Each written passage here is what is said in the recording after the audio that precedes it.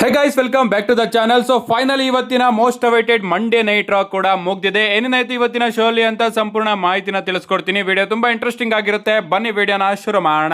ಶೋನ opening ಅಲ್ಲಿ ನಮ್ಮ Michael ಕೋಲ್ ಹಾಗೆ ಕೋರಿ ಗ್ರೇಸ್ ಅವರು ಏಜ್ ಸ್ಟೈಲ್ ಅವರ ಬಗ್ಗೆ ರಿಂಗ್ ಮೇಲ್ಗಡೆ ಮಾತಾಡ್ತಾ ಇರ್ತಾರೆ. ಸಡನ್ ಆಗಿ ಆಡಿಯನ್ಸ್ ಕಡೆಯಿಂದ ನಮ್ಮ ಗಂತರ್ ಅವರ ಎಂಟ್ರಿ ನೋಡೋದಕ್ಕೆ ಸಿಗುತ್ತೆ. ಗಂತರ್ ಅವರು ಬಂದು ಇದನ್ನೆಲ್ಲದನ್ನು ಕೂಡ ಸ್ಟಾಪ್ ಮಾಡಿ ಅಂತ ಹೇಳಿ ಕೋರಿ ಗ್ರೇವ್ಸ್ ಹಾಗೆ ಮೈಕಲ್ ಕೋಲ್ ಅವ್ರನ್ನ ಅನೌನ್ಸರ್ ಟೇಬಲ್ ಬಳಿ ಕಳಿಸ್ತಾರೆ. ಅಂಡ್ ಅವರು ರಿಂಗ್ ಗೆ ಬಂದು ನನಗಂತೂ ಅರ್ಥ ಆಗ್ತಾ ಇಲ್ಲ, ಇಲ್ಲೆಲ್ಲದಕ್ಕೂ ಕೂಡ ಬಂದು ಏಜ್ ಸ್ಟೈಲ್ ಅವ್ರಿಗೋಸ್ಕರ ಸೆಲೆಬ್ರೇಷನ್ ನ ಮಾಡ್ತಾ ಇದ್ದೀರಾ. ನಿಜವಾಗ್ಲೂ ನೀವೆಲ್ಲರೂ ಕೂಡ ಲೂಸರ್ಸ್ ಗಳನ್ನ ಲವ್ ಮಾಡ್ತಾ ಇದ್ದೀರಾ.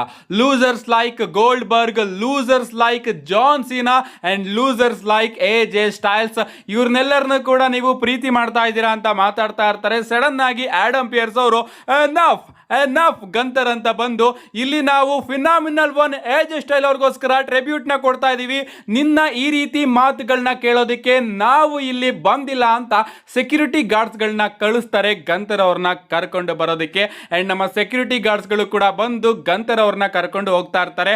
ಗಂತರ್ ಅವರು ಹೋಗ್ಬೇಕಾದ್ರೂ ಕೂಡ ಎಲ್ಲರನ್ನು ಕೂಡ ಟೀಸ್ ಮಾಡ್ತಾ ಇರ್ತಾರೆ.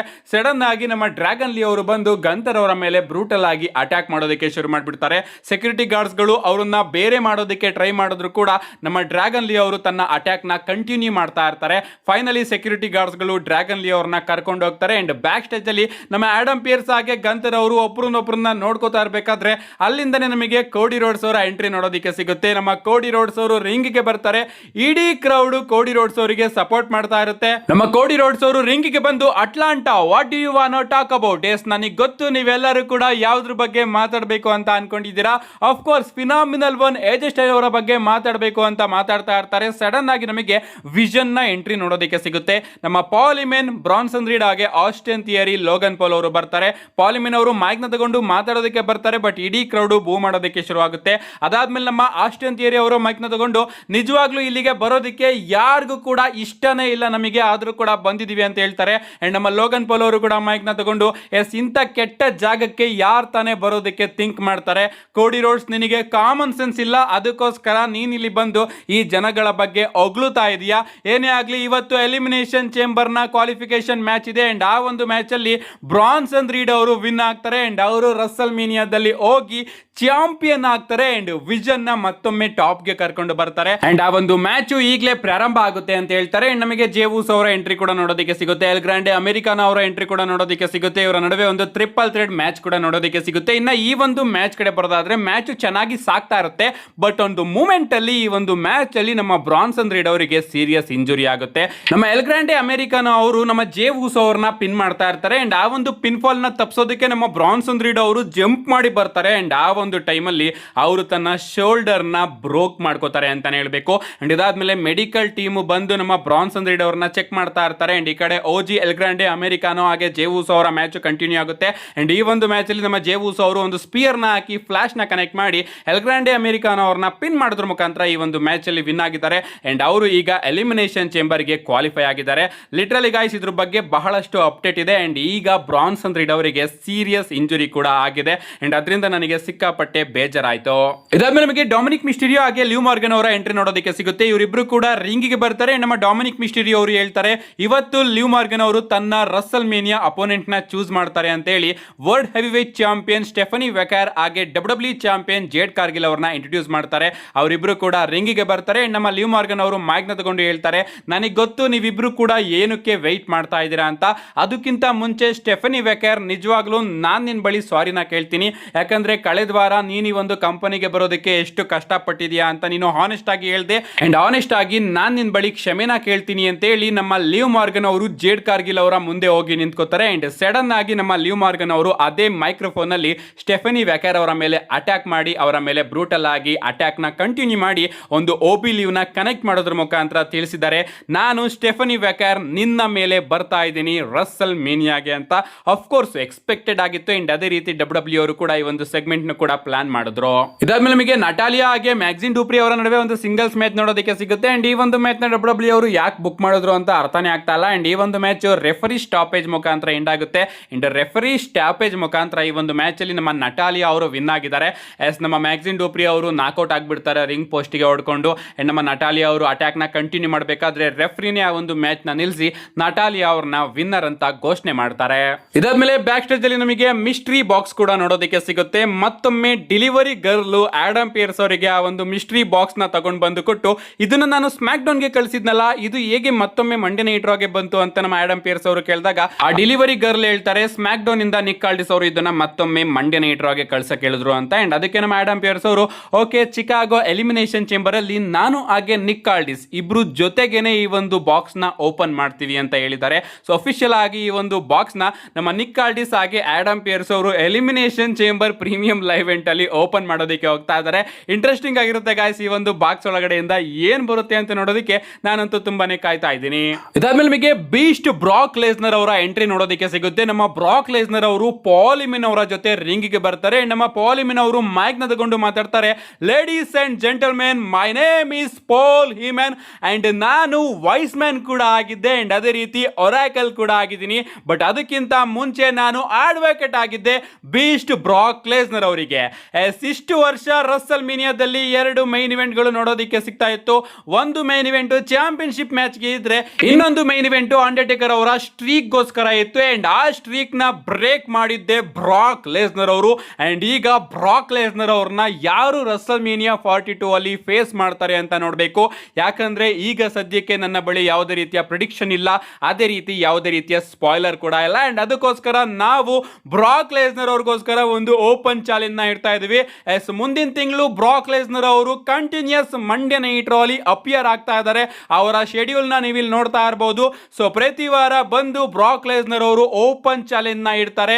ಯಾರು ಆ ಒಂದು ಲಾಕರ್ ರೂಮ್ ಇಂದ ಬಂದು ಬ್ರಾಕ್ ಲೆಸ್ನರ್ ಅವರಿಗೆ ಚಾಲೆಂಜ್ ಮಾಡಿ ತನ್ನನ್ನ ತಾನು ಪ್ರೂವ್ ಮಾಡ್ಕೋತಾರೆ ಅಂತ ನೋಡ್ಬೇಕು. ಅಂಡ್ ನನಗೇನ್ ಅನ್ಸುತ್ತೆ ಗೊತ್ತಾ, ಯಾರು ಕೂಡ ಅರ್ಹರೇ ಅಲ್ಲ ಬ್ರಾಕ್ ಲೆಸ್ನರ್ ಅವ್ರನ್ನ ಚಾಲೆಂಜ್ ಮಾಡೋದಕ್ಕೆ. ಯಾಕಂದ್ರೆ ನಾವಿಬ್ರು ಕೂಡ ಲಾಕರ್ ರೂಮ್ ಅಲ್ಲಿ ನೆಡ್ಕೊಂಡು ಬರ್ಬೇಕಾದ್ರೆ ಒಬ್ಬ ವ್ಯಕ್ತಿ ಕೂಡ ನಮ್ಮ ಮುಂದೆ ಕಾಣಿಸ್ಕೊಳ್ಳಿಲ್ಲ. ಯಾಕಂದ್ರೆ ಎಲ್ಲರಿಗೂ ಕೂಡ ಬ್ರಾಕ್ ಲೆಸ್ನರ್ ಅವ್ರನ್ನ ಕಂಡ್ರೆ ಭಯ ಇದೆ. ಏನೇ ಆಗ್ಲಿ, ಇವತ್ತಿಂದ ಬ್ರಾಕ್ ಲೆಸ್ನರ್ ಅವರ ರಸಲ್ ಮೀನಿಯಾ 42 ನ ಓಪನ್ ಚಾಲೆಂಜ್ ಆನ್ ಆಗಿದೆ ಅಂತ ಹೇಳ್ತಾರೆ. ಸೊ ನಾವೆಲ್ಲ ಏನ್ ಅನ್ಕೋತಾ ಇದ್ವಿ, ಪ್ರಾಬಬ್ಲಿ ಬ್ರಾಕ್ ಲೆಸ್ನರ್ ಅವರು ಎಲಿಮಿನೇಷನ್ ಚೇಂಬರ್ ಇಂದಿನ ಮಂಡೇ ನೈಟ್ ರಾಗೆ ಬರ್ತಾ ಇದ್ದಾರೆ, ಎಲಿಮಿನೇಷನ್ ಚೇಂಬರ್ ಗೆ ಒಂದು ಸ್ಟೋರಿ ಲೈನ್ ನ ಕನೆಕ್ಟ್ ಮಾಡಬಹುದು ಡಬ್ಲ್ಯೂ ಅವರು ಅಂತ ಅನ್ಕೊಂಡಿದ್ವಿ. ಬಟ್ ಇವತ್ತು ಬ್ರಾಕ್ ಲೆಸ್ನರ್ ಅವರು ಓಪನ್ ಚಾಲೆಂಜ್ ನ ಇಟ್ಟಿದ್ದಾರೆ ರಸಲ್ ಮೀನಿಯಾ 42 ಗೆ. ಸೊ ಯಾರು ಬೇಕಾದ್ರೂ ಬಂದು ಬ್ರಾಕ್ ಲೆಸ್ನರ್ ಅವ್ರನ್ನ ಚಾಲೆಂಜ್ ಮಾಡಬಹುದಂತೆ. ನಿಜವಾಗ್ಲೂ ನನಗೆ ಇದು ಸ್ವಲ್ಪ ಸ್ಟುಪಿಡ್ ಅಂತ ಅನಿಸ್ತು. ಒಂದು ಸ್ಟೋರಿ ಲೈನ್ ಇಲ್ಲ, ಸ್ವಲ್ಪ ಇಮ್ಯಾಜಿನೇಷನ್ ಮಾಡ್ಕೊಳ್ಳಿ. ನಮ್ಮ ಜಿಯೋವಾನ್ ಇವಾನ್ಸ್ ಅವರು ಬಂದ್ರು ಅಂತ, ಆಗ ಏನ್ ಮಾಡ್ತೀರಾ? ಯಪ್ಪ, ಇದನ್ನ ಡಬ್ಲ್ಯೂ ಅವರು ಅದೇನು ತೋರಿಸ್ತಾ ಇದ್ರು ನನಗಂತೂ ಅರ್ಥನೇ ಆಗ್ತಾ ಇಲ್ಲ. ಒಟ್ಟಿನಲ್ಲಿ ಪ್ರತಿ ವಾರ ಬ್ರಾಕ್ ಲೆಸ್ನರ್ ಅವರು ಬರ್ತಾರಲ್ಲ, ಅದಕ್ಕೋಸ್ಕರ ಮಂಡೇ ನೈಟ್ ಸ್ವಲ್ಪ ಇಂಟ್ರೆಸ್ಟಿಂಗ್ ಆಗಿರುತ್ತೆ. ಇದಾದ್ಮೇಲೆ ನಮಗೆ ಜಿಯೋವಾನ್ ಇವಾನ್ಸ್ ಹಾಗೆ ಕಾಫಿ ಕಿಂಗ್ಸ್ಟನ್ ಅವರ ನಡುವೆ ಒಂದು ಸಿಂಗಲ್ಸ್ ಮ್ಯಾಚ್ ನೋಡೋದಕ್ಕೆ ಸಿಗುತ್ತೆ. ಅಂಡ್ ಈ ಒಂದು ಮ್ಯಾಚ್ ಕಡೆ ಬರೋದಾದ್ರೆ ಮ್ಯಾಚಸ್ ಚೆನ್ನಾಗಿತ್ತು. ಅಂಡ್ ಈ ಒಂದು ಮ್ಯಾಚ್ ಅಲ್ಲಿ ನಮ್ಮ ಜಿಯೋವಾನ್ ಇವಾನ್ಸ್ ಅವರು ವಿನ್ ಆಗಿದ್ದಾರೆ. ಇದಾದ್ಮೇಲೆ ನಮಗೆ best in the world heavyweight champion CM Punk ಅವರ ಎಂಟ್ರಿ ನೋಡೋದಕ್ಕೆ ಸಿಗುತ್ತೆ. ನಮ್ಮ ಸಿಎಂ ಪಂಕ್ ಅವರು ಸೀದಾ ರಿಂಗ್ ಗೆ ಬರ್ತಾರೆ ಅಂಡ್ ಮೈಕ್ ನ ತಗೊಂಡು ಹೇಳ್ತಾರೆ, ಇವತ್ತು ನನ್ನ ದಿನ ಅಲ್ಲ, ಯಾಕಂದ್ರೆ ಇವತ್ತು ನಾವೆಲ್ಲರೂ ಕೂಡ ಏಜೆ ಸ್ಟೈಲ್ ಅವ್ರಿಗೋಸ್ಕರ ಟ್ರಿಬ್ಯೂಟ್ ನ ಕೊಡೋದಕ್ಕೆ ಬಂದಿದ್ದೀವಿ. ಆದ್ರೂ ಕೂಡ ನಾನು ಸ್ವಲ್ಪ ಮಾತಾಡಬೇಕು. ನಿಜವಾಗ್ಲೂ ಮಂಡೇ ನೈಟ್ ರಾಗೆ ಬಂದು ಖುಷಿ ಆಗ್ತಾ ಇದೆ. ಅಂಡ್ ನಾನೇನಾದ್ರೂ ನನ್ನ ಚಾಂಪಿಯನ್ಶಿಪ್ ನ ಎಲಿಮಿನೇಷನ್ ಚೇಂಬರ್ ಅಲ್ಲಿ ಡಿಫೆಂಡ್ ಮಾಡಲಿಲ್ಲ ಅಂತಿದ್ರೆ ಎಲ್ಲರೂ ಕೂಡ ಕೇಳೋರು, ನೀನು ಆ ಒಂದು ಚಾಂಪಿಯನ್ಶಿಪ್ ನ ಇಟ್ಕೊಂಡು ಏನು ಮಾಡ್ತಾ ಇದೀಯಾ ಅಂತ. ಅದಕ್ಕೋಸ್ಕರ ನಾನು ನನ್ನ ಚಾಂಪಿಯನ್ಶಿಪ್ ನ ಎಲಿಮಿನೇಷನ್ ಚೇಂಬರ್ ಅಲ್ಲಿ ಡಿಫೆಂಡ್ ಮಾಡ್ತಾ ಇದ್ದೀನಿ. ಅಂಡ್ ಫಿನ್ ಬ್ಯಾಲರ್ ಅವರಿಗೆ ಯಾವುದೇ ರೀತಿಯ ಚಾನ್ಸ್ ಇಲ್ಲ, ಅವರು ನನ್ನ ಸೋಲ್ಸೋದಕ್ಕೆ ಚಾನ್ಸೇ ಇಲ್ಲ. ಇನ್ನ ರೋಮನ್ ರೈನ್ಸ್ ಅವರ ಬಗ್ಗೆ ಮಾತಾಡೋದಾದ್ರೆ, ರೋಮನ್ ರೈನ್ಸ್ ಅವರು ಮುಂದಿನ ವಾರದ ಮಂಡೇ ನೈಟ್ ರಾಗೆ ಬರ್ತಾ ಇದ್ದಾರೆ. ಅಂಡ್ ನಾನು ಈ ಒಂದು ಚಾಂಪಿಯನ್ಶಿಪ್ ನ ಅವರ ವಿರುದ್ಧ ಡಿಫೆಂಡ್ ಮಾಡೋದಕ್ಕೆ ರಸಲ್ ಮೀನಿಯಾಗೆ ಸಿಕ್ಕಾಪಟ್ಟೆ ಕಾಯ್ತಾ ಇದ್ದೀನಿ. ಯಾಕಂದ್ರೆ ನನಗೆ ಗೊತ್ತು ನಾನು best in the world and ನನಗೆ ಗೊತ್ತು ನಾನೇ ರಸಲ್ ಮೀನಿಯಾ ಮೈನ್ ಇವೆಂಟ್ ಅಂತ. ಇಲ್ಲಿ ನಮ್ಮ ಸಿಎಂ ಪಂಕ್ ಅವರು ರೋಮನ್ ರೈನ್ಸ್ ಹಾಗೆ ಫಿನ್ ಬ್ಯಾಲರ್ ಅವರ ಬಗ್ಗೆ ಒಂದು ಸ್ಟೇಟ್ಮೆಂಟ್ ನ ಕೊಟ್ಟಿದ್ದಾರೆ. ಇದಾದ್ಮೇಲೆ ನಮಗೆ ವಿಮೆನ್ಸ್ ಎಲಿಮಿನೇಷನ್ ಚೇಂಬರ್ ಕ್ವಾಲಿಫಿಕೇಶನ್ ಗೆ ಒಂದು ಟ್ರಿಪಲ್ ಥ್ರೆಡ್ ಮ್ಯಾಚ್ ನೋಡೋದಕ್ಕೆ ಸಿಗುತ್ತೆ. ಇಯೋ ಸ್ಕೈ, ಕೈರಿ ಸೇನ್ ಹಾಗೆ ರಾಕೈಲ್ ಅವರ ನಡುವೆ. ಇನ್ನ ಈ ಒಂದು ಮ್ಯಾಚ್ ಕಡೆ ಬರೋದಾದ್ರೆ ಮ್ಯಾಚ್ ಚೆನ್ನಾಗಿತ್ತು ಅಂತಾನೆ ಹೇಳ್ಬೇಕು. ಅಂಡ್ ಈ ಒಂದು ಮ್ಯಾಚ್ ಅಲ್ಲಿ ನಮ್ಮ ರಾಕೈಲ್ ಅವರು ವಿನ್ ಆಗೋದ್ರ ಮುಖಾಂತರ ಅವರು ಎಲಿಮಿನೇಷನ್ ಚೇಂಬರ್ ಮ್ಯಾಚ್ ಗೆ ಕ್ವಾಲಿಫೈ ಆಗಿದ್ದಾರೆ. ಇದಾದ್ಮೇಲೆ ನಮಗೆ ಶೋನ ಮೈನ್ ಇವೆಂಟ್ ನೋಡೋದಕ್ಕೆ ಸಿಗುತ್ತೆ. ನಮ್ಮ ಫಿನಾಮಿನಲ್ ಒನ್ ಏಜೆ ಸ್ಟೈಲ್ ಅವ್ರಿಗೋಸ್ಕರ ಟ್ರಿಬ್ಯೂಟ್, ನಮ್ಮ ಏಜೆ ಸ್ಟೈಲ್ ಅವರ ಎಂಟ್ರಿ ನಮಗೆ ನೋಡೋದಕ್ಕೆ ಸಿಗುತ್ತೆ. ನಿಜವಾಗ್ಲೂ ಸಿಕ್ಕಾಪಟ್ಟೆ ಖುಷಿ ಆಯಿತು ಅಂತಾನೆ ಹೇಳ್ಬೇಕು. ಅದಕ್ಕಿಂತ ಮುಂಚೆ ಬ್ಯಾಕ್ ಸ್ಟೇಜ್ ಅಲ್ಲಿ ನಮ್ಮ ಒಬ್ಯಾಸ್ ಆಗಿರಬಹುದು, TNA ಸೂಪರ್ ಸ್ಟಾರ್ಸ್ ಗಳು ಕೂಡ ಏಜೆ ಸ್ಟೈಲ್ ಅವರಿಗೆ ಟ್ರಿಬ್ಯೂಟ್ ನ ಕೊಡೋದಕ್ಕೆ ಕಾಣಿಸ್ಕೊಳ್ತಾ ಇರ್ತಾರೆ. ನಮ್ಮ ಏಜೆ ಸ್ಟೈಲ್ ಅವರು ರಿಂಗ್ ಗೆ ಬರ್ತಾರೆ, ಇಡೀ ಕ್ರೌಡ್ ಥ್ಯಾಂಕ್ ಯು ಏಜೆ ಅಂತ ಚಾಂಟ್ ನ ಮಾಡ್ತಾ ಇರುತ್ತೆ. ನಮ್ಮ ಏಜೆ ಸ್ಟೈಲ್ ಅವರು ಕೂಡ ಮೈಕ್ ನ ತಗೊಂಡು ಹೇಳ್ತಾರೆ, ನಿಜವಾಗ್ಲೂ ಇಲ್ಲಿ ಇಲ್ಲಿಗೆ ಬಂದು ತುಂಬಾನೇ ಖುಷಿ ಆಗ್ತಾ ಇದೆ. ಅಂಡ್ ನಾನು ರಾಯಲ್ ರಂಬಲ್ ಅಲ್ಲಿ ನನ್ನ ಲಾಸ್ಟ್ ಮ್ಯಾಚ್ ಅಲ್ಲಿ ಕಂಪೀಟ್ ಮಾಡಿದೆ. ನಾನು ಕೂಡ ಅನ್ಕೊಂಡಿರ್ಲಿಲ್ಲ ಆ ರೀತಿ ಆಗುತ್ತೆ. ಅಂಡ್ ಗಂತರ್ ಅವರು ನನ್ನನ್ನ ರಿಟೈರ್ಡ್ ಮಾಡ್ತಾರೆ ಅಂತ, ಬಟ್ ಅದು ಆ ರೀತಿ ಆಗೋಯ್ತು. ಬಟ್ ಇಲ್ಲೂ ಕೂಡ ಒಂದು ಒಳ್ಳೆ ವಿಚಾರ ಇದೆ, ಯಾಕಂದ್ರೆ ನಾನು ನನ್ನ ಡೆಬ್ಯೂನ ಮಾಡಿದ್ದು 2016ರ ರಾಯಲ್ ರಂಬಲ್ ಅಲ್ಲಿ. ಅಂಡ್ ಅದೇ ರೀತಿ ನನ್ನ WWE ಲಾಸ್ಟ್ ಮ್ಯಾಚ್ ಆಗಿದ್ದು 2026ರ ರಾಯಲ್ ರಂಬಲ್ ಅಲ್ಲಿ. ಒಂದು ಫುಲ್ ಸರ್ಕಲ್ ಮೂಮೆಂಟ್ ಕೂಡ ಇಲ್ಲಿ ನಮಗೆ ನೋಡೋದಕ್ಕೆ ಸಿಗುತ್ತೆ. ಅಂಡ್ ನನ್ನ ಕರಿಯರ್ ಬಗ್ಗೆ ಮಾತಾಡೋದಾದ್ರೆ ನಿಮ್ಮೆಲ್ಲರಿಗೂ ಕೂಡ ಗೊತ್ತೇ ಇರಬಹುದು, ನಾನು ಗ್ಲೋಬಲ್ಗೆ ಹೋಗಿ ತುಂಬಾನೇ ಚಾಂಪಿಯನ್ಶಿಪ್ ಗಳನ್ನು ಕೂಡ ಗೆದ್ಕೊಂಡಿದ್ದೀನಿ. ಅಂಡ್ ತುಂಬಾನೇ ವಿಚಾರಗಳನ್ನ ನಾನು ಸಾಧಿಸಿದ್ದೀನಿ ಕೂಡ. TNA ಕೂಡ ನನ್ನ ಮಾರ್ಕ್ನ ಬಿಟ್ಟಿದ್ದೀನಿ. ಅದಾದ್ಮೇಲೆ ಜಪಾನ್ಸ್ಗೂ ಕೂಡ ಹೋಗಿ ಅಲ್ಲಿ ನನ್ನ ಗುಡ್ ಬ್ರದರ್ ಲೂಕ್ ಗ್ಯಾಲಸ್ ಹಾಗೆ ಕಾರ್ಲ್ ಆಂಡರ್ಸನ್ ಅವರ ಜೊತೆ ಸೇರ್ಕೊಂಡು ಈ ಒಂದು ಇಂಡಸ್ಟ್ರಿಯಲ್ಲಿ ಈ ರೀತಿನೂ ಕೂಡ ಮಜಾ ಮಾಡಬಹುದಾ ಅಂತ ಕಲಿತೆ. ಅಂಡ್ ನಿಜವಾಗ್ಲೂ ಅವರ ಜೊತೆ ನನ್ನ ಟೈಮು ಸಿಕ್ಕಾಪಟ್ಟೆ ಚೆನ್ನಾಗಿತ್ತು. ಅಂಡ್ ನಾನು ಈ ಒಂದು ಇಂಡಸ್ಟ್ರಿಯಲ್ಲಿ ಆಲ್ಮೋಸ್ಟ್ ಎಲ್ಲದನ್ನು ಕೂಡ ಅಚೀವ್ ಮಾಡಿದ್ದೀನಿ. ಬಟ್ ಒಂದನ್ನ ಬಿಟ್ಟು ನಾನು ಒಬ್ಬ ಫುಲ್ ಟೈಮ್ ಫಾದರ್ ಆಗಿ ಯಾವತ್ತೂ ಕೂಡ ಇರಲಿಲ್ಲ. ನನ್ನ ಫ್ಯಾಮಿಲಿ ಜೊತೆ ನಾನು ಕಂಪ್ಲೀಟ್ ಆಗಿ ಟೈಮ್ನ ಸ್ಪೆಂಡೇ ಮಾಡಿಲ್ಲ. ಬರ್ತ್ಡೇಸ್ಗಳನ್ನ ಮಿಸ್ ಮಾಡ್ಕೊಂಡಿದ್ದೀನಿ, ಆನಿವರ್ಸರೀಸ್ಗಳನ್ನ ಮಿಸ್ ಮಾಡ್ಕೊಂಡಿದ್ದೀನಿ. ಅವರು ಏನ್ ನೇಮ್ನ ತಗೋತಾರೆ ಅದನ್ನೆಲ್ಲದನ್ನು ಕೂಡ ನಾನು ಮಿಸ್ ಮಾಡ್ಕೋತಾ ಇದ್ದೀನಿ. ಬಟ್ ಇದರಲ್ಲಿ ನನಗೆ ಒಂದು ಒಳ್ಳೆ ವಿಚಾರ ಏನಪ್ಪಾ ಅಂದ್ರೆ, ನಾನು ಇಡೀ ಜಗತ್ತಲ್ಲೇ ಬೆಸ್ಟ್ ವೈಫ್ನ ಮದುವೆ ಆಗಿದ್ದೀನಿ. ನಿಜವಾಗ್ಲೂ ಕೂಡ ಅವಳು ನನಗೆ ಸಪೋರ್ಟ್ ಮಾಡ್ತಾ ಇದ್ಲು. ಅಂಡ್ ಇನ್ನ ನನ್ನ ಗ್ಲೌಸ್ ಬಿಚ್ಚೋದ್ರ ಬಗ್ಗೆ ಮಾತಾಡೋದಾದ್ರೆ, ರಾಯಲ್ ರಂಬಲ್ ಸೌದಿ ಅರೇಬಿಯಾದಲ್ಲಿ ನಾನು ನನ್ನ ಗ್ಲೌಸ್ಗಳನ್ನ ರಿಮೂವ್ ಮಾಡಲಿಲ್ಲ. ಯಾಕಪ್ಪ ಅಂದ್ರೆ ನಾನು ನನ್ನ ಗ್ಲೌಸ್ಗಳನ್ನ ನನ್ನ ಮನೆಯಲ್ಲೇ ರಿಮೂವ್ ಮಾಡಬೇಕು ಅಂತ ಅನ್ಕೊಂಡಿದ್ದೆ. ಅದು ಕೂಡ ಈ ಒಂದು ಅಟ್ಲಾಂಟಾದಲ್ಲಿ. ಸೊ ಹಾಗಾಗಿ ಈಗ ನಾನು ನನ್ನ ಗ್ಲೌಸ್ ಹಾಗೆ ಜಾಕೆಟ್ಗಳನ್ನ ರಿಮೂವ್ ಮಾಡ್ತಾ ಇದ್ದೀನಿ ಅಂತ ಹೇಳಿ ನಮ್ಮ ಏಜ್ ಸ್ಟೈಲ್ ಅವರು ತನ್ನ ಗ್ಲೌಸ್ ಹಾಗೆ ಜಾಕೆಟ್ಗಳನ್ನ ರಿಮೂವ್ ಮಾಡಿ ಇಟ್ಟು ಎಲ್ಲರಿಗೂ ಕೂಡ ಥ್ಯಾಂಕ್ಸ್ ನ ತಿಳಿಸ್ತಾರೆ. ಇಡೀ ಕ್ರೌಡ್ ಎ ಜೆ ಅಂತ ಚಾಂಟ್ ನ ಮಾಡ್ತಾ ಇರುತ್ತೆ. ಅಂಡ್ ಸಡನ್ ಆಗಿ ಇಡೀ ಲಾಕರ್ ರೂಮ್ ಬಂದು ಸ್ಟೇಜ್ ಹತ್ರ ನಿಂತ್ಕೊಂಡು ಏಜ್ ಸ್ಟೈಲ್ ಅವರಿಗೆ ಥ್ಯಾಂಕ್ಸ್ ನ ತಿಳಿಸ್ತಾ ಇರ್ತಾರೆ, ಒಂದು ಟ್ರಿಬ್ಯೂಟ್ ನ ಕೊಡ್ತಾ ಇರ್ತಾರೆ. ಸಡನ್ ಆಗಿ ಲೈಟ್ ಆಫ್ ಆಗಿ ಆನ್ ಆಗುತ್ತೆ. ಅಂಡ್ ನಮಗೆ ಫಿನಾಮ್ ಅಂಡರ್ಟೇಕರ್ ಅವರ ಎಂಟ್ರಿ ನೋಡೋದಕ್ಕೆ ಸಿಗುತ್ತೆ. ಅಂಡರ್ಟೇಕರ್ ಅವರು ತನ್ನ ಅಮೆರಿಕನ್ ಬ್ಯಾಡ್ ಆಸ್ ಗಿಮಿಕ್ ಅಲ್ಲಿ ಬರ್ತಾರೆ. ಬೈಕ್ ನ ತಗೊಂಡು ಸೀದಾ ರಿಂಗ್ ಮೇಲ್ಗಡೆ ಹೋಗಿ, ಏಜ್ ಸ್ಟೈಲ್ ನೀನು ಈಗ ಅಫಿಷಿಯಲ್ ಆಗಿ ರಿಟೈರ್ಡ್ ಆಗ್ತಾ ಇದೆಯಾ? ನಿಜವಾಗ್ಲೂ ಬೇಜಾರಾಗ್ತಾ ಇದೆ, ಬಟ್ ನನ್ನ ಹಾಗೆ ನಿನ್ನ ನಡುವೆ ಕೆಲವೊಂದಷ್ಟು ಅನ್ಫಿನಿಶ್ಡ್ ಬಿಸ್ನೆಸ್ ಇದೆ. ಸೊ ನಾನು ಇಲ್ಲಿಗೆ ಬಂದಿದ್ದೀನಿ ಅಂದ್ರೆ ನೀನು ಖಂಡಿತವಾಗ್ಲೂ ಕೂಡ ಈಗ ಹೋಗೋದಕ್ಕೆ ರೆಡಿ ಆಗು. ಯಾಕಂದ್ರೆ ನಾನು ಅಫಿಷಿಯಲ್ ಆಗಿ ಅನೌನ್ಸ್ ಮಾಡ್ತಾ ಇದ್ದೀನಿ ನಿನ್ನನ್ನ 2026ರ WWE ಹಾಲ್ ಆಫ್ ಫೇಮ್ಗೆ ಅಂತ.